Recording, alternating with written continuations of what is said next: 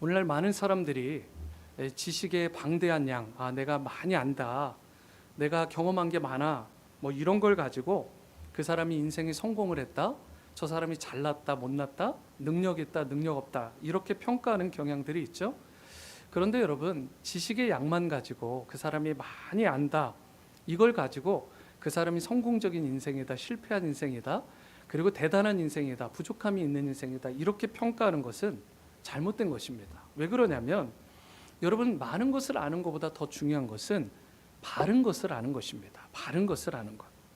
정말 알아야 될 올바른 것을 알아야 나도 행복할 수 있지만 내 자녀도 행복할 수 있고 가정이 행복할 뿐만 아니라 내 주변의 이웃들과 사람들에게 행복을, 그리고 기쁨과 즐거움을 흘려보내는 자로 쓰임받을 수 있게 되는 거예요. 이런 면에서 우리가 많이 아는 것도 중요할 수 있지만 그것보다 더 중요한 것은 어떤 것을 아느냐, 무엇을 아느냐가 더 소중하다.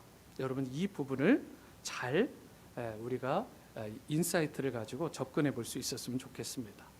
여러분, 우리가 인생을 살아가면서 나에게도 기쁨이 되고 다른 사람에게도 행복을 줄 수 있는 그런 지식이 무엇일까?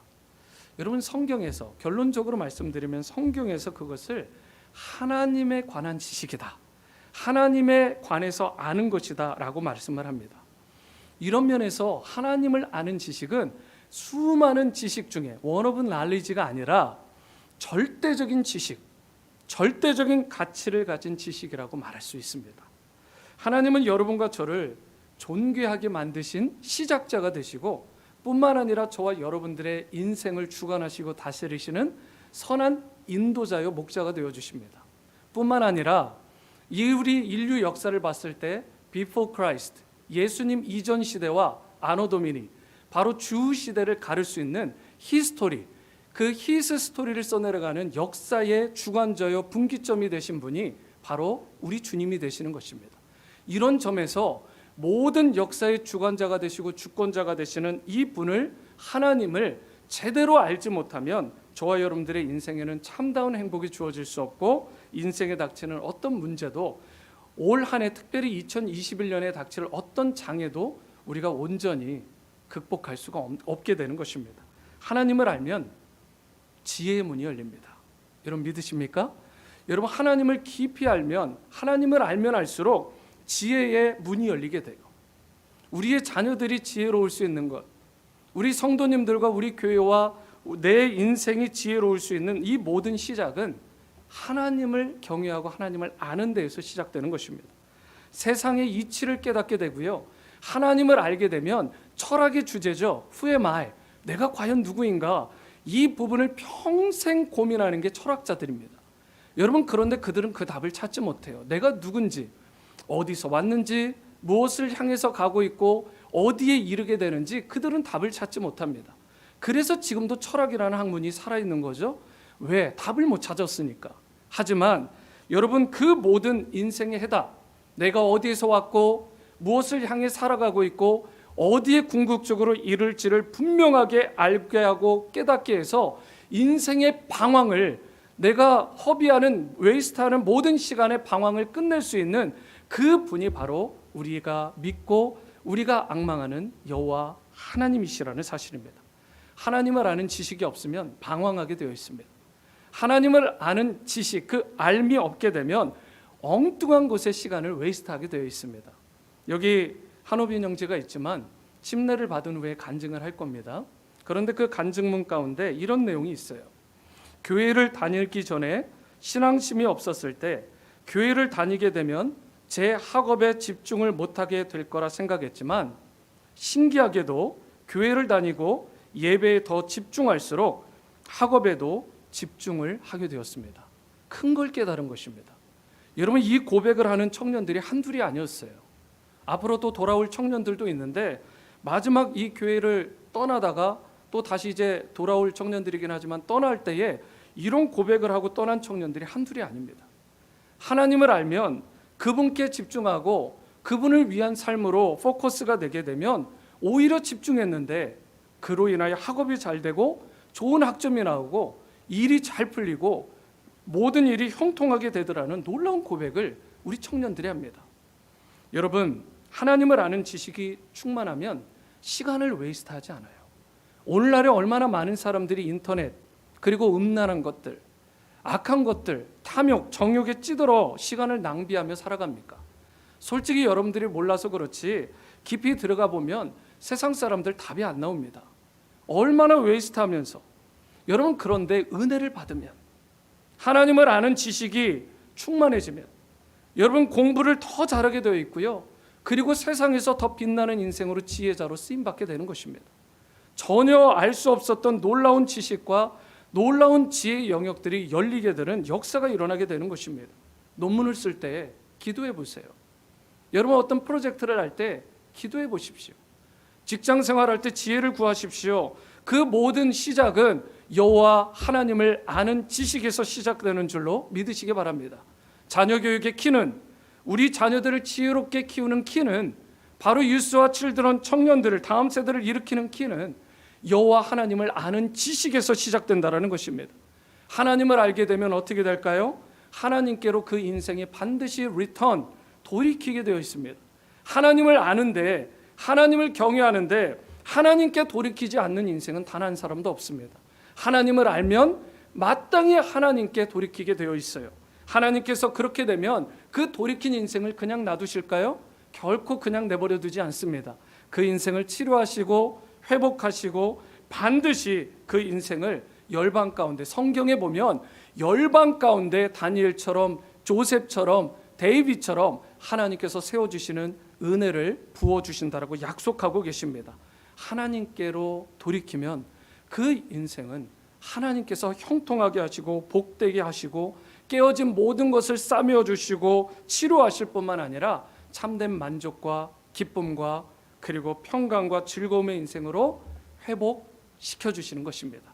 저는 올 한 해, 오늘 신년 주일 예배를 통해서 여러분들이 이 부분을 제대로 아시고 하나님을 아는 지식이 가장 고귀하고 고매하고 또 그로 말미암아 하나님 앞에 돌이킬 때에 우리 인생에 무너진 모든 부분들이 회복되고 형통한 한 해가 된다라는 이 믿음으로 시작하는 여러분과 제가 될 수 있게 되기를 주님의 이름으로 축원합니다.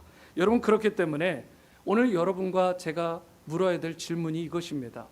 우리가 하나님을 알고 그분께로 돌이키게 되면 과연 주어지는 그 축복이 어떠한 것인지 오늘 본문 말씀을 통해 이 부분을 함께 나누며 은혜의 시간을 갖고자 합니다. 첫 번째, 우리가 하나님을 알고 그분께로 돌이키게 되면 회복의 축복이 임한다.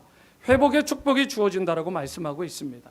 1절 말씀입니다. 함께 읽어봅니다. 중요한 말씀 시작.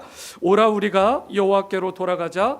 여호와께서 우리를 찢으셨으나 도로 낫게 하실 것이요 우리를 치셨으나 싸매어 주실 것임이라. 여러분, 이 모든 상처, 이 모든 아픔들, 찢어졌어요. 그렇죠? 맞음을 당했습니다. 그러면 나는 게 뭐예요? scar이라는 단어, 상처라는 단어죠. 우리가 많이 쓰는 단어인데 이 뜻이 무엇이냐면 상처라는 것은 병이 들었을 때 질병의 자국입니다. 질병의 자국이 상처로 나는 거죠. 그래서 여러분, 이 상처를 치료하려면 어떻게 해야 될까요? 밴디지 붙이면 되나요? 여러분, 위궤양이 걸렸는데 거기다 밴디지 붙이면 되는 거예요? 밖에 찰과상이 있고 자상을 입었는데 심하게 깊숙이 패였는데 밴디지만 붙이면 되나요? 여러분, 그 질병, 그 상처의 근원을 제대로 파악하고 거기에 맞는 트리트먼트를 해야 되죠. 여러분, 그 근본 원인을 치료하지 않은 채 겉만 봉합한다고 여러분 이 질병, 이 상처가 치료되는 게 아닙니다. 육체적인 질환도 이러할진데 영적인 스칼, 영적인 상처는 어떠할까요? 여러분, 우리에게도 영적인 데미지가 있다고요. 영적인 상처, 마음의 상처. 여러분, 이런 심령의 병이 들었을 때 어떻게 해야 될까?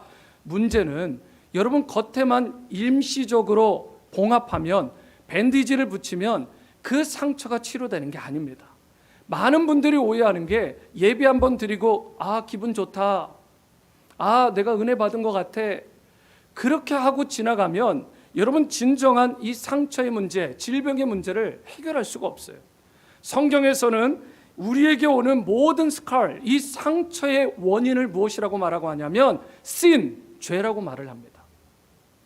여러분, 이 상처의 근본이 sin인데 이 죄의 자국이 영적 상처라고 말할 수 있는데, 그렇기 때문에 영적인 상처를 치료하려면 우리의 영적인 상처를 치료해 줄 수 있는 메디컬 닥터가 되시는 그분께 가야 되는 것입니다.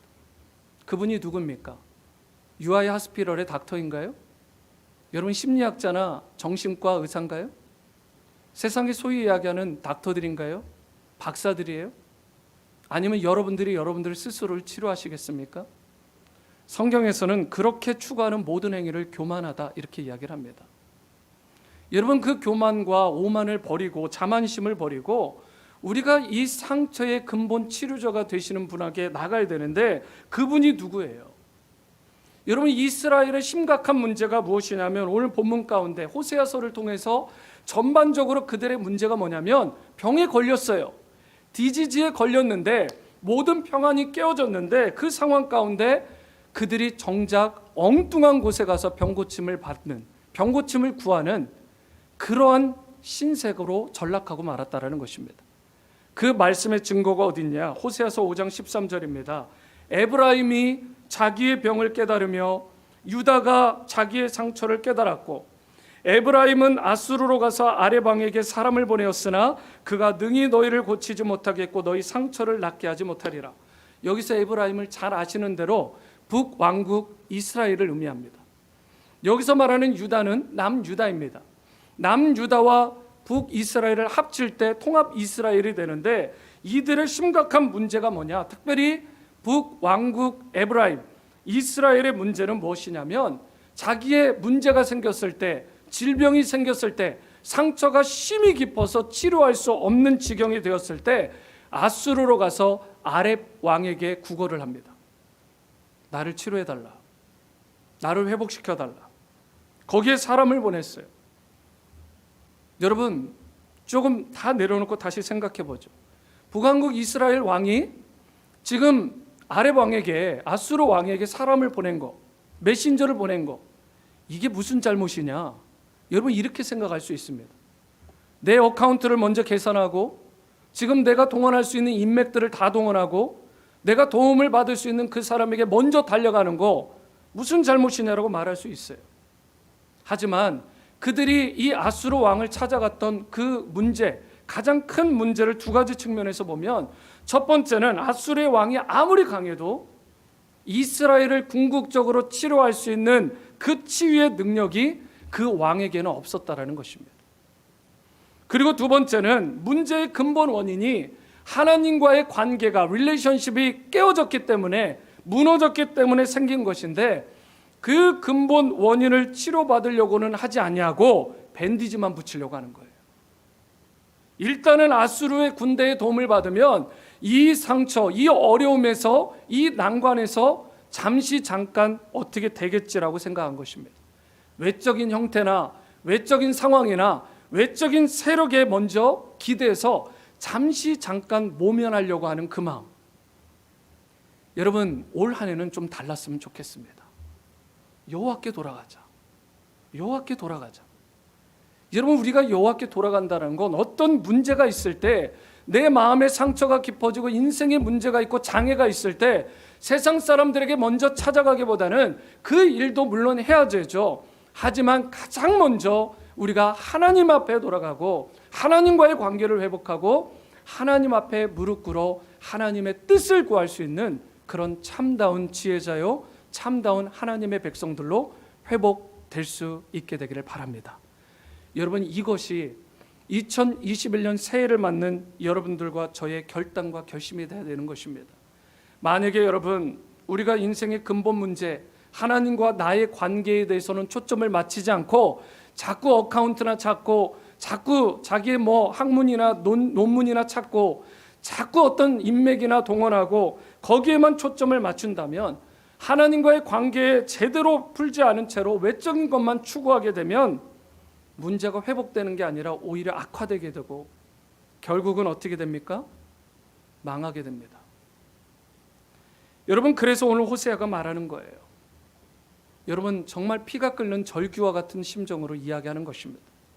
여호와께 돌아가자. 여호와께 돌아가자. 여러분 이게 구호 한 번으로 끝나는 게 아니라 여러분 그냥 귀에 좋은 말이 아니라 여러분 여호와께 돌아가자라는 절규입니다.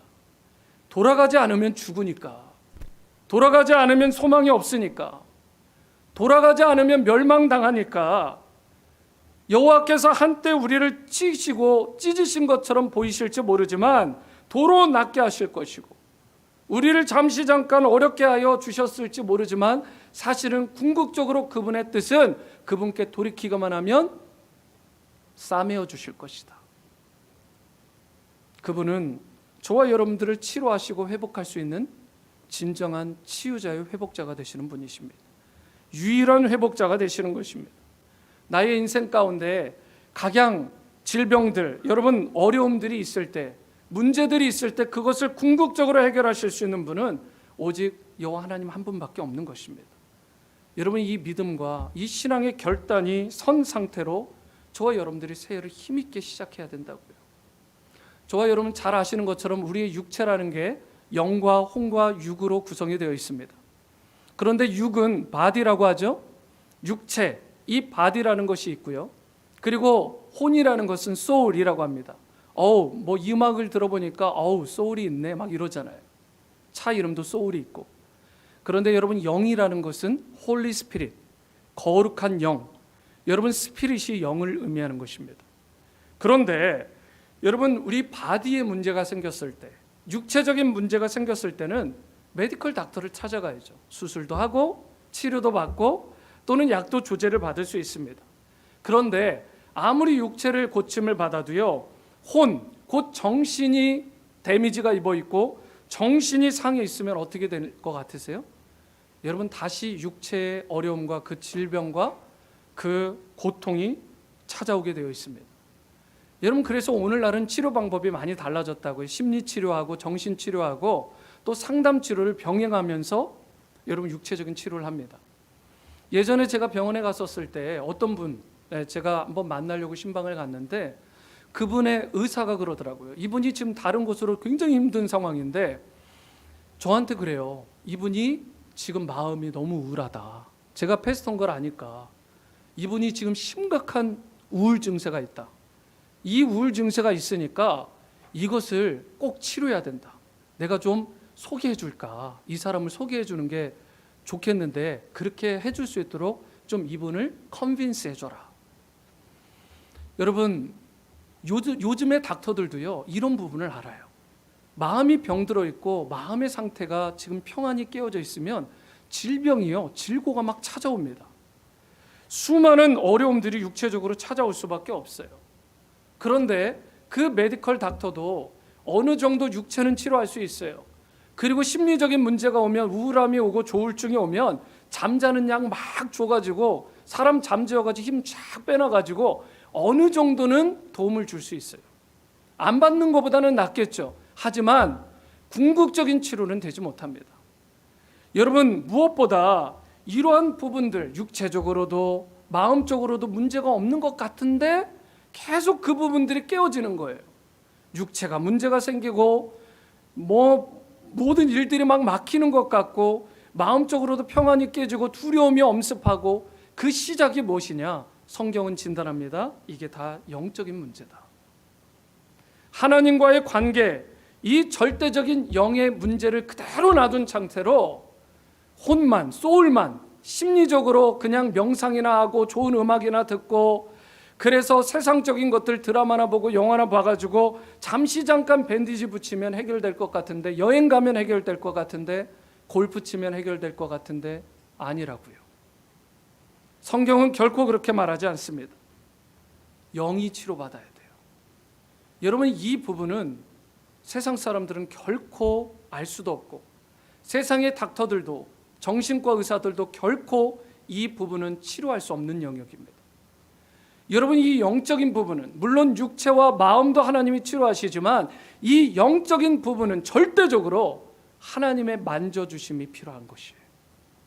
하나님이 이 영을 만져주시지 않으면 스피릿을 치료해 주시지 않으면 저와 여러분들의 소울과 저와 여러분들의 바디와 저와 여러분들의 만사가 범사가 형통할 수 없게 되는 것입니다.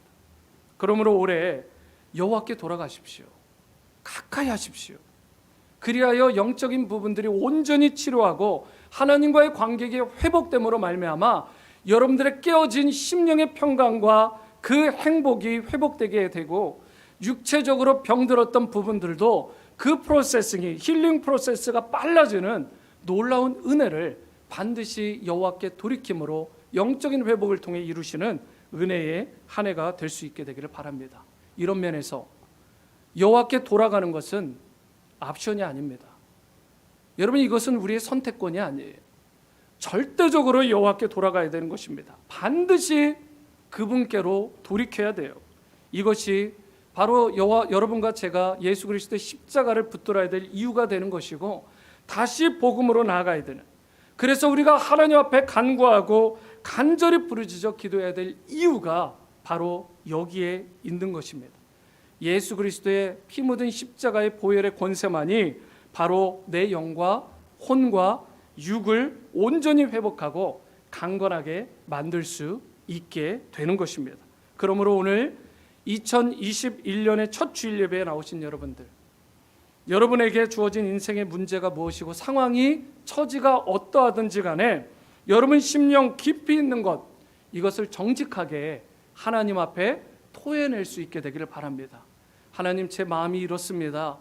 제가 심지어 제 마음의 상태, 영혼의 상태를 제가 저를 잘 진단을 못하겠습니다. 하나님, 성령의 일루미네이션, 조명하심으로 저를 깨닫게 하여 주시고 정말 하나님 앞에 정직한 심령으로 나가게 하시고 참된 영의 회복과 그로 말미암아 소울과 바디의 치유까지 일어나는 놀라운 은혜를 받게 하여 주시옵소서. 그러할 때 온전한 치유와 회복을 저와 여러분들이 경험하게 될 것입니다. 두 번째는 우리가 여호와 하나님 앞에 돌이키면 참된 자유와 승리가 임한다라고 말씀하고 있습니다.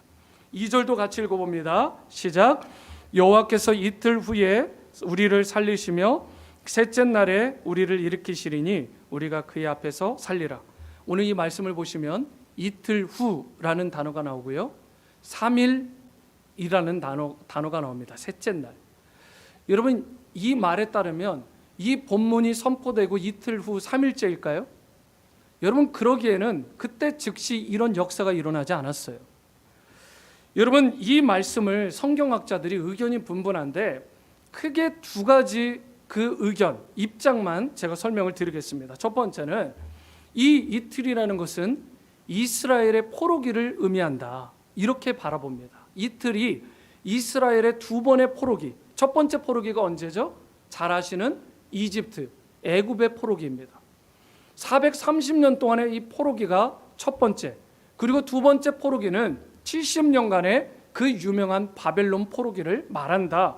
그리고 셋째 날이라는 것은 로마의 속박을 의미하는 것인데, 이 모든 속박들을 다 끊어내시고 다 풀어내시고 우리를 회복시켜 주신다라는 약속이 오늘 이 본문의 2절이다라고 말하는 성경학자들의 입장입니다. 여러분, 이 입장을 반영해서 오늘 본문을 본다면 속박에서, 억눌림에서, 결박에서 자유함을 얻는 것, 결국은 이것을 자유의 회복이다, 이렇게 말할 수 있는 것입니다. 두 번째 해석이 있는데 이것은 조금 더 많은 사람들에게 어떻게 보면 지지를 받는 거예요. 존 칼빈이나 많은 복음주의자들이 해석하는 건데, 셋째 날이라는 단어입니다. 특별히 제3일에라는 말은 예수님께서 3일 만에 부활하신 것을 의미한다라는 입장이에요. 이 입장에 따르면 예수님께서 십자가에서 죽으시고 무덤에서 장사되셨지만 침례의 의미가 딱 그거잖아요. 물속에 들어갈 때 죽고 잠시 머무는 동안 장사되었다가 나올 때 부활을 상징하는 것입니다. 완벽한 예수님의 죽으심과 장사와 부활을 의미하는 것인데, 제3일에 부활하신 것, 제3일에 모든 죽음의 권세를 깨뜨리시고 결박을 끊어내시고 자유케 되시고 회복되신 것을 의미한다라는 것이 바로 존 칼빈과 복음주의자들의 해석입니다. 여러분, 어찌되었든 저도 잘 모르겠어요. 물론 저는 두 번째 입장과 첫 번째 해석 다 일리가 있다라고 생각을 하는데, 어느 쪽 해석들을 지지를 하든 그리고 이것을 받아들이든 중요한 게 뭐냐면 회복이라는 단어입니다. 어느 쪽 논점이든 자유의 회복, 결박되고 속박되었던 것에서 그 자유함을 얻게 되고 회복된다라는 것을 의미한다라고 모든 성서학자들이 동일하게 말을 합니다. 여러분, 결국은 하나님께 돌아가면 어떻게 된다고요? 우리가 눌렸던, 억압되었던 모든 것으로부터 그 결박을 끊어내고 자유의 회복을 경험하게 되고 궁극적으로 부활의 주님과 함께 승리하게 된다. 이것이 바로 오늘 이 2절의 해석이라는 것입니다. 저와 여러분들은 한 사람 한 사람을 보면 다 질그릇 같아요. 저도 보면 참 깨어지기 쉬운 그릇이다라는 걸 많이 느낍니다. 내가 참 연약하구나. 육체적으로도 볼까요? 제가 아는 분이 한국에서 참 목회를 잘하세요. 요즘 참 잘하시고 대형교회에 이렇게 목회를 하시는 분인데, 제가 이분을 자주 보지는 않는데 갑자기 궁금해서 신년 주일 예배를 한국은 어떻게 잘 드리고 있나? 그게 궁금해서 봤어요. 라이브를 어젯밤에 잠깐 봤죠. 다는 못 보고. 그러는데 이분이 콜록콜록 하더라고요. 여러분, 얼마나 놀라겠어요. 성도들이 막 기침하고 콜록콜록하면. 그런데 다행히 이제 한국은 지금 온라인이니까 그나마 거기에 많은 사람들이 없으니까. 그런데 제가 저를 생각해 봤어요. 제가 콜록콜록 하면 여기에 있는 성도님들이 어떤 반응을 보일까?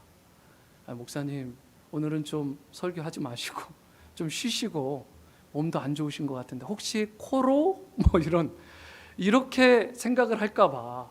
근데 참 감사한 건 하나님이 은혜를 주셔서 보도에서 감기 기운이 좀 있다가 전혀 그냥 목 상태나 여러 가지가 다 또 회복되고, 주일만 되면 또 강단에 설 수 있게 되고. 감기가 없을 수는 없잖아요. 그런데 여러분들에게 오해를 주시지 않도록 하나님께서 특별한 은혜를 주셨어요. 하지만 여전히 연약해요. 깨어지기 쉬운 육체예요. 여러분은 어떠세요? 여러분, 우리가 참 깨어지는 게 마음으로도 그래요. 육체도 약한데 누군가의 말 한마디에 막 무너지고 깨어지는 거 느껴지지 않으세요? 누군가가 나한테 비방하고 누군가 나에게 그냥 이상한 눈빛 하나 보내는 것 같아도 마음이 막 불편한 거예요. 싫은 거예요. 여러분, 이처럼 연약하고 깨어지기 쉬운 저와 여러분들의 이 질그릇 안에 성경은 참 보배 되신 예수님을 담아라, 이렇게 말을 해요. 그런데 그 보배가 되신 예수님을 이 질그릇 안에 담으면 어떻게 되느냐? 사도 바울이 고린도후서 4장 7절에 먼저 이렇게 얘기를 합니다. 우리가 이 보배를 질그릇에 가졌다.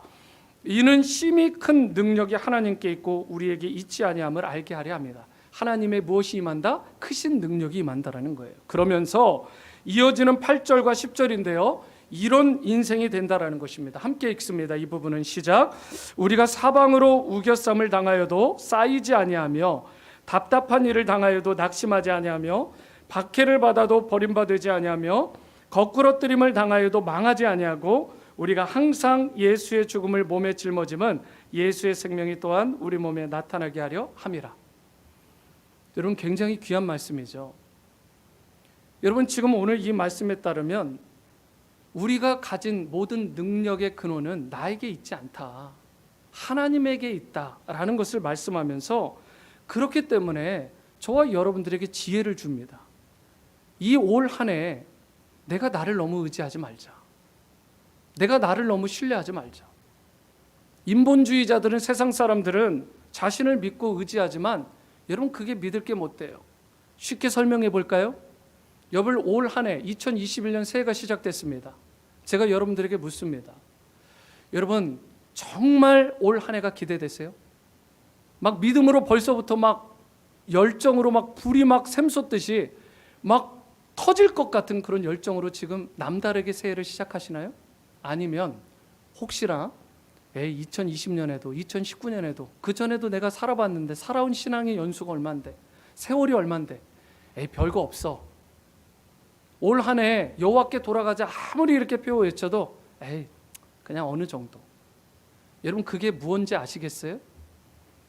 여러분, 자신의 경험, 자신의 습관, 자신의 생각, 자신의 일종의 철학이 내 믿음이 되어버린 거예요. 나를 결박하는 것입니다. 여러분, 그 경험과 그 가치와 그 생각들이, 그 수준이 내 난리지가 내 믿음이 되어버리면 하나님이 역사하실 수가 없어요. 여러분 어떠십니까? 솔직히 하나님만 의지하고 하나님만 신뢰하고 올 한 해를 정말 기쁨과 열정 가운데 기대감을 가지고 시작하셨나요? 여러분, 우리가 가진 능력 우리 안에 있는 게 아니라고요. 하나님께 있어요. 제가 정말 소위 피를 토하듯이 이렇게 말을 해도, 여러분 하나님의 말씀을 대언을 해도 여러분들이 이게 별로 그렇게 와닿지 않고, 목사님이 또 얘기하나 보다. 원 오브 이어, 새로운 그냥 한 해가 시작된 거지 뭐. 여러분 그렇게 시작하면 정말 우리 소망 없습니다. 여러분, 우리는 한계투성이지만 우리의 지식이라는 게, 경험이라는 게, 능력이라는 게, 보호하심을 받는다라는 게, 우리는 여러분 한계투성이고 질그릇투성이지만 하나님의 능력은 한계가 없습니다. 그분의 권세는 제한이 없으세요. 여러분 이것을 믿고 믿지 않고에 따라서 저와 여러분들의 신앙뿐만 아니라 인생의 성패가 좌우되는 것입니다. 여러분, 우리가 그렇기 때문에 자기 자신을 강하다고 자신하지 마시고, 아는 지식과 생각조차 믿지 마시고, 오직 여호와 하나님만 믿고 경외하고 그분께 의지하는 지혜로운 여러분과 제가 될 수 있게 되기를 바랍니다. 여러분, 그리스도인이라고 해서 어려움이 온다 안 온다? 온다고요. 하지만 인생의 밤이 찾아오는 건 똑같지만 놀라운 건 우리에게 영적인 회복의 탄력성이 있어요. grit이라는 단어, 회복력. 여러분, 이것이 주어지면 밤이 아무리 찾아와도 하나님의 영광과 임재와 능력이 주어지게 되면 그분의 권세 가운데 우리 그리스도인들은 새벽이, 아침이 빨리 찾아온다고. 엄청난 회복력을 갖게 되기 때문에 염려하거나 걱정하거나 두려워할 필요가 없어요. 여러분의 삶 가운데 혹 예상하지 못한 일이나 어려움이 올 한 해 있을 수 있습니다. 앞뒤가 막힐 수 있어요. 하지만 사방이 우겨쌈을 당할 수 있어도 우리가 두려워할 필요가 없는 건 참 보배가 되신 그리스도가 내 안에 계시기만 하면 그분으로 인해 엄청난 회복을 보이고 다시 일어설 수 있게 되는 것입니다. 승리하게 되는 거예요. 무너졌던 예배가 회복되게 되고, 식어졌던 사명이 회복되게 되고, 약해졌던 사랑의 공동체가 그 사랑이 다시 회복되고 강하게 일어설 수 있게 되는 것입니다. 그러므로 저와 여러분들의 삶의 모든 현장에서 여호와께 돌이킴으로 말미암아 참된 자유, 참된 승리를 맛보시며 사시게 되기를 축원합니다. 세 번째이자 마지막은 우리가 하나님께 돌아가면, 저를 따라해 보시죠. 성령의 비가 임합니다. 한 번 더, 성령의 비가 임합니다. 여러분, 성령의 비가 임하게 돼요. 3절 말씀 마지막으로 마음의 소망을 담아 읽습니다. 시작. 그러므로 우리가 여호와를 알자, 힘써 여호와를 알자. 그의 나타나심은 새벽 빛같이 어김없나니 비와 같이 땅을 적시는 늦은 비와 같이 우리에게 임하시리라. 하나님이 오세요. 이것을 임재라는 단어를 씁니다. 하나님이 임재하십니다. 하나님이 임재하시는 표현을 뭐라고 지금 본문에서 얘기하고 있느냐? 땅을 적시는 늦은 비와 같다, 이렇게 말씀을 하고 있습니다. 여러분 아시는 분은 또 아시겠지만 이 이스라엘 지역에는 특별히 비가 두 번 오죠. 이른 비가 보통 9월에서 10월에 한 번 오고요. 그리고 겨울을 넘어서 3월과 4월에 늦은 비가 임합니다. 그리고 수확을 하게 돼요. 여러분, 그런데 성경에서 보면 이 비라는 것을 무엇에 사실은 비유를 하냐면 성령의 비를 말할 때, 성령의 그 은사들을 이야기를 할 때 비로 이야기를 합니다. 빈들의 마른 풀같이 시들은 나의 영혼, 주님의 허락한 성령 간절히 기다리네. 가물어 메마른 땅에 단비를 내리시듯 성령의 단비를 부어 새 생명 주옵소서. 성령의 비입니다. 여러분, 그 찬양을 그 의미를 모르고 부르셨다면 새롭게 시작하십시오. 여러분, 성경에서 나오는 이 비는 성령의 비를 말하는 거예요. 저와 여러분들, 이 비가 내려야 어떤 일이 일어나요? 땅을 기경할 수 있어요. 땅이 굳어진 상태로 비가 오지 않은 상태에서는 아무리 씨앗을 심어도 그냥 메마른 땅에는 죽어버립니다. 타들어가요. 살 방법이 없습니다. 뿐만 아닙니다. 이른 비도 필요하지만 늦은 비도 필요해. 이 말은 뭐예요? 시기적절하게 제때 어떤 순간에도 바로 필요한 그 비가, 성령의 비가 우리에게 필요하다라는 것입니다. 여러분, 올 한 해 한 번 내가 작년에 은혜 받았다고, 올 한 해 송구영신 예배로 은혜 받았다고, 신년 주일 예배로 은혜 받았다고 끝나는 게 아닙니다. 이른 비와 늦은 비의 축복처럼 때를 따라 철을 따라 시를 따라 내려주시는 성령의 비, 은혜의 단비가 임해야 저와 여러분들은 소망이 있고 회복될 수 있는 것입니다. 마음이 기경돼야, 부드러워져야 말씀을 잘 받죠. 진정한 예배자로 회복이 되죠. 주님이 사명을 줄 때 순종할 수 있죠. 공동체 가운데 사랑의 공동체로 회복하라고 할 때 그 말씀에 순종해서 용서하지 못할 자까지도 용서하게 되고, 도저히 사랑 못하고 이가 갈리는데도 그 사람을 사랑할 수 있게 되는 것입니다. 성령의 비가 필요해요. 성령의 비가 필요합니다. 여러분, 은혜의 단비가 내려야 올 한 해 우리가 회복될 수 있어요. 여러분, 작년 2020년 한 해 우리에게 긍정적이고 참 좋았던 것들도 많습니다. 교회 재정도 참 감사하고, 교회 사역들도 온라인이지만 했기 때문에 사실은 새가족반도 하고 침례교육반도 했으니까 이렇게 침례자들도 생기는 거죠. 여러분, 우리가 참 감사한 것들이 많습니다. 다른 교회 정말 비교하면 안 되겠지만 그분들한테 미안해서 말을 못할 정도로 제가 어떤 목사님들한테 저희 교회 상황을 솔직히 잘 못합니다. 얘기를. 굉장한 회복력을 보이고 있어요. 얼마나 감사한지 몰라요. 여러분, 한국 교회는 신년 예배가 다 온라인입니다. 지금 미국에 있는 전역 가운데 대도시들은 다 온라인입니다. 우리 교회는 지난 6월부터 정말 기적적으로 정말 이렇게 대면 예배 그리고 비대면 예배를 동시에 드리면서 하나님께 최상의 영광을 올리고 있어요. 이렇게 조사무엘 지휘자님 같은 특별한 그런 은사를 가진 분이 찬양도 하고 우리가 은혜 받고, 여러분 얼마나 감사합니까? 여러분, 하이브리드 수업이긴 하지만 유스 아이들이 요즘 이 학교에 다니는 아이들이 있잖아요. 제가 몇몇 아이들을 알아서 그대 애들에게 물었습니다. 얘들아, 현장 대면 수업이 너희들이 온라인 라이브로 드리는 이 줌으로 드리는 이 수업에 비해서 뭐가 좋니? 그랬더니 가장 많이 나온 답변이 이런 단어예요. More engagement, more engagement.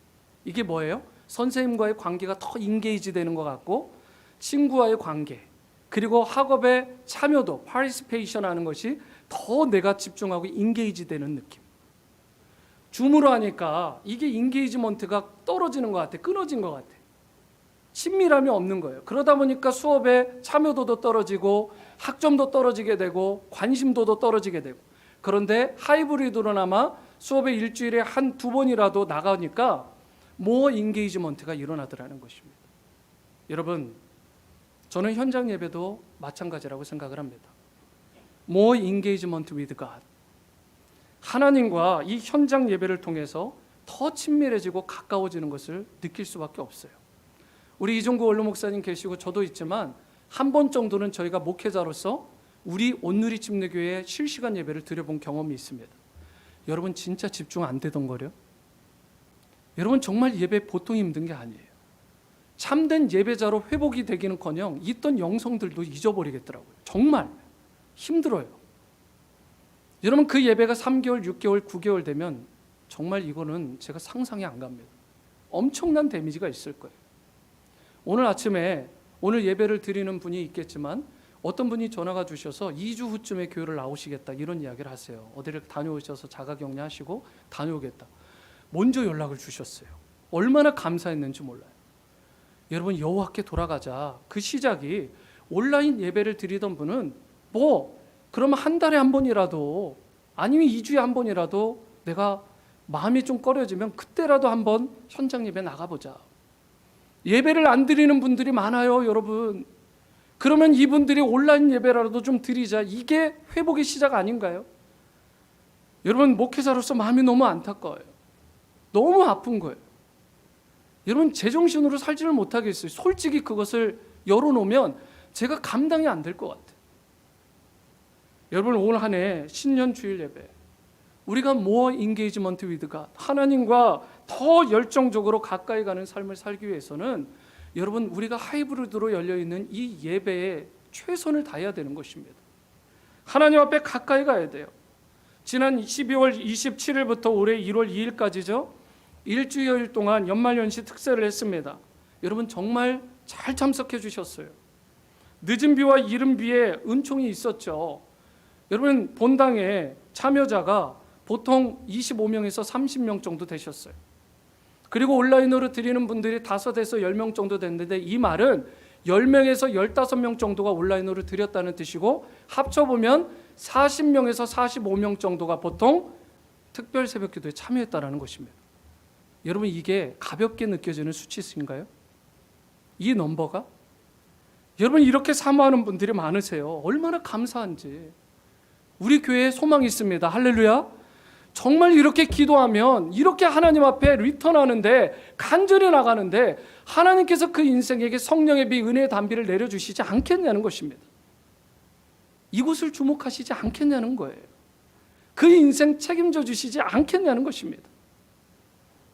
송구영신 예배 때 여러분 현장 대면 예배에 저는 숫자에 연연하자는 말이 아닙니다. 뚜껑을 열고 다 이제 결과를 보고 나니까 현장 대면 예배에 무려 61명이 오셨어요. 이 상황 가운데. 여러분 한밤중이잖아요. 24뷰, 온라인 실시간으로 본 사람이 24뷰라는 것은 2명이 드리기도 하고 3명이 드리기, 평균으로 잡아서도 40명입니다. 40명이 온라인으로 예배를 참석하셨으니까 합치면 100명이 넘어요. 여러분 칠흑같이 어두운 깜깜한 밤입니다. 로드 컨디션이 정말 그렇게 안 좋을 수가 없죠. 추위는 또 매섭고. 여러분 누가 떠밀어서 그 자리에 왔나요? 하나님께 돌이키려고, 하나님께 가까이 하려고. 주님 은혜 필요하니까, 성령의 비가 없으면 죽은 영이니까, 죽게 되니까 그 심정으로 주님 앞에 나온 거 아니겠어요? 새해를 주님과 함께 시작하려고. 여러분 담임 목사로서 얼마나 감동이 됐는지 몰라요. 장년, 청년, 유스, 칠드런 할 것 없이 온 세대가 주님 앞에 온전히 돌이켜서 주님 앞에 바라보고, 그렇게 새벽을 깨우고 밤을 깨우며 하나님 앞에 나오는 심령들, 새해 첫 주일 예배에 나오신 여러분들과 같이 하나님께서 그 인생들을 그냥 내버려 두지 않으십니다. 그 인생을 반드시 책임져 주시고 회복의 은총을 부어주실 줄 믿습니다. 오늘 여러분과 저에게는 하늘을 열 능력이 없습니다. 우리가 아무리 노력해도 단 한 방울의 비도 내릴 수 있는 능력이 없어요. 여러분 이걸 인정해야 됩니다. 하지만 우리가 하나님 앞에 리턴, 간절하게 돌이키고 나아가기만 하면 저와 여러분들의 마음을 부드럽게 기경해 주시고, 정말 하나님께서 참된 예배자로 회복시켜 주시고, 사명을 부여받게 하여 주시고, 정말 하나님께서 우리의 예배를, 그리고 또한 우리의 공동체를 사랑의 공동체로 온전히 회복시켜 주실 것입니다. 올 한 해 그 어느 해보다, 이전에는 그랬으니까 올해는 똑같겠지, 여러분 그런 생각 다 버리시고요. 한계가 없으시고 제한이 없으신 하나님의 권세와 능력과 은혜와 충만한 성령의 비의 내리심으로 말미암아 저와 여러분들의 모든 삶의 영역이 회복되고 주님의 능력으로 무장되고 주님의 기쁨이 되는 놀라운 하나님의 산 제자들, 증인들 다 되어지게 되기를 주님의 이름으로 축원합니다.